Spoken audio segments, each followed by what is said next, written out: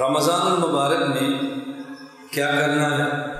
سب سے پہلے جب رمضان کا چاند نظر آئے تو ہر بندہ یہ دعا مانگے، اللہم احل علینا بالیمن والایمان والسلامۃ والاسلام والتوفیق لما تحب وترضى ربی و ربک اللہ۔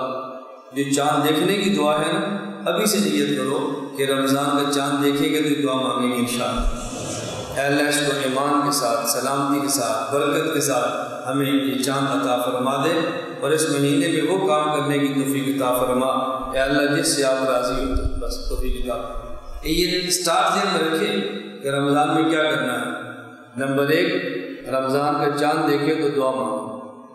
نمبر 2، رمضان المبارک کی شب، یہ پہلی شب ہے تو عام دنوں سے ہٹ کے ترتیب بدل دیں، روٹین وائز نہ چلے، بس اس کا اہتمام فرمائیں کہ جب یہ محسوس ہو کہ آج 29 شعبان ہے، شاید رات رمضان ہو، اور اگر 30 شعبان ہے پھر تو کنفرم ہے اس کے بعد رمضان ہے، بس اتنا اہتمام فرمائیں کہ رمضان کی پہلی شب سے جب اندازہ ہو تو پھر کچھ وقت پہلے مسجد میں اس کا اہتمام فرمائیں۔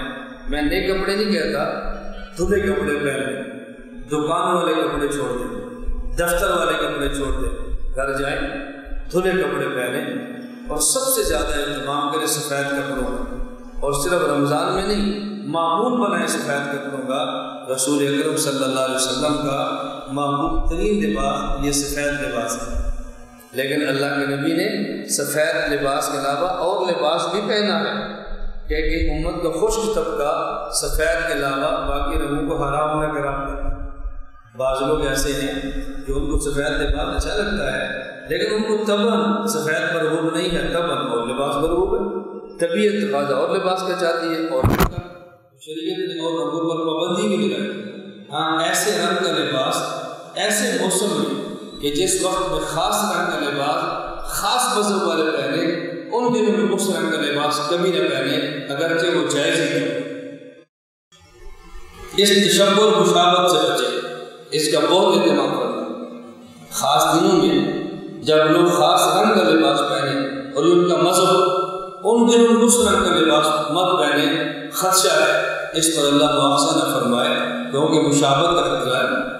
رسول اکرم صلی اللہ علیہ وسلم نے فرمایا، من کسر سواد قوم فہو منہم، جو شخص اپنے عمل پر وضاحت سے کسی قوم کی کثرت کا سبب بنتا ہے، قیامت کے دن اللہ اس کو انہی کے ساتھ اٹھائے گا۔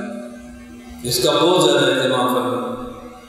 کچھ وقت پہلے مسجد میں غسل کریں یا وضو کریں یا اچھا کپڑا پہنیں، خوشبو لگائیں، اور پہلے سمجھے بھی جیسے رمضان کی تیاری ہو رہی ہے، کچھ دیر پہلے استغفار کریں، گناہوں کی معافی مانگیں، اور آگے شب کی تیاری کریں۔ اور جب پہلی شب ہو، پہلی شب سے اہتمام فرمائیں۔ پورے سال مزاج نہیں تھا، لیکن پہلی شب سے اہتمام فرمائیں۔ 3 رکعت فرض، 2 رکعت سنت، اور اس کے بعد 6 رکعت ابوابین۔ اور اگر آپ 2 رکعت نفل چھوڑ کر 3 رکعت فرض، 2 سنت اور بعد میں 6 رکعت پڑھیں ابوابین کی نیت کریں تو اللہ نے تعریف فرماتے ہیں 6 رکعت ابوابین بن گئے۔ رمضان میں نیت کریں کہ میں نے رمضان میں تو ابوابین کو چھوڑنا نہیں، یہ تو انشاءاللہ میں پابندی سے پڑھوں، بس پہلے دن سے ابوابین کا اہتمام کروں۔ اس کے بعد تقاضا ہے گھر جائے، نہیں ہے تو پہلی شب کا مسئلہ ہی نہیں ہے، وہ کھایا پیا کا ایسا مسئلہ تو نہیں ہے، اگر تقاضا ہے تو گھر جائیں، واپس آئیں۔ تو رمضان مبارک میں بطور خاص 4 رکعت سنت غیر موقدہ جو فرض سے پہلے ہیں، ان کا ذرا اہتمام شروع فرما دیں۔ نفس آپ کو بتائے گا، ابھی بات کی اس طرح بھی ابھی بات ندی بہتر بھی ہے، وہ آئیں گے مسجد میں، وضو کیا ہوگا، کبھی وہاں کھڑے ہوں گے، کبھی یہاں کھڑے ہوں گے، کبھی ادھر گپے لگائیں گے تاکہ امام سفر شروع کرے اور ہم جا کر دوڑتے ہوئے پہنچیں، اور 4 رکعت سنت کی پڑھنی نہ پڑے۔ اپنے نفس کو سمجھاؤ کہ ان 4 رکعت سنتوں پر اللہ نے 4 رکعت فرضوں کا اجر دینا ہے، یہ غیر رمضان کی سنتیں نہیں ہیں، یہ رمضان کی سنتیں ہیں، یہ رمضان کی نوافل ہے، اس پر فرض کا اجر ملنا ہے، تو 4 رکعت سنت کا اہتمام کریں۔ باجماعت تکبیر اولا 4 رکعت فرض پڑھیں، اگر مقام پر ہیں مقیم ہیں، پھر 2 رکعت سنت پڑھیں، اور اس کے بعد 20 رکعت تراویح کا اہتمام فرمائیں. پھر گپے نہ لگائیں، مسجد میں بیٹھ کر بطور خاص گپے لگا کے آواز تباہ نہ کریں، تلاوت کریں. نہیں کرتے گھر جا کر سو جائیں. صبح اٹھیں 8 رکعت تہجد پڑھیں اور اس تہجد کے بعد پھر سحری کریں، اور سحری کو عبادت سمجھ کر کریں، ضرورت سمجھ کر نہ کریں. رسول اکرم صلی اللہ علیہ وسلم فرمایا تسحروا فإن فی السحور برکہ. رمضان کی سحری کیا کرو، اس سحری میں خدا نے برکت رکھی ہے، برکت. عام دنوں میں آدمی صبح کھانا کھائے تو شام تک نہیں چل سکتا.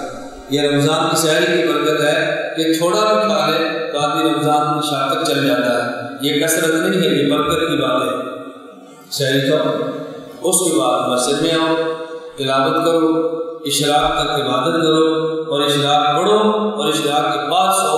اگر اشراق سے پہلے ضرورت کے ساتھ سونا چاہیں تو گناہ نہیں ہے. آج کل ایک حدیث وہ چل رہی ہے واٹس ایپ پہ، وہ دڑا دڑ میسج پر میسج. خدا کے لیے میں نے آپ سے کئی بار کہا کہیں سے میسج آئے فوراً آگے نہ پھینکا کرو، پہلے پوچھ لیا کرو یہ ٹھیک ہے کہ غلط. چل رہی ہے کہ حضرت علی رضی اللہ تعالیٰ عنہ حضور پاک کی بیٹی تھی تو حضور پاک نے پاؤں سے ٹھوکر ماری اور اٹھایا اور فرمایا سارا فجر کے بعد سو جائے تو یہ نقصان ہو جاتا ہے. ضرورت ہے تو آپ سو سکتے ہیں. اب ایک آدمی نے تراویح پڑھی ہے، رات اس کی چھوٹی ہے، 12 بجے گھر پہنچا ہے، صبح 3 بجے اٹھا ہے، اب 3 گھنٹے سویا ہے، دن میں سے دفتر جانا ہے، ڈیوٹی دینی ہے، کام کرنی ہے، اس کے پاس گزارے نہیں اس کے علاوہ. اس کے لیے گنجائش موجود ہے، آرام کرے اور اس بعد اپنا کام کرے.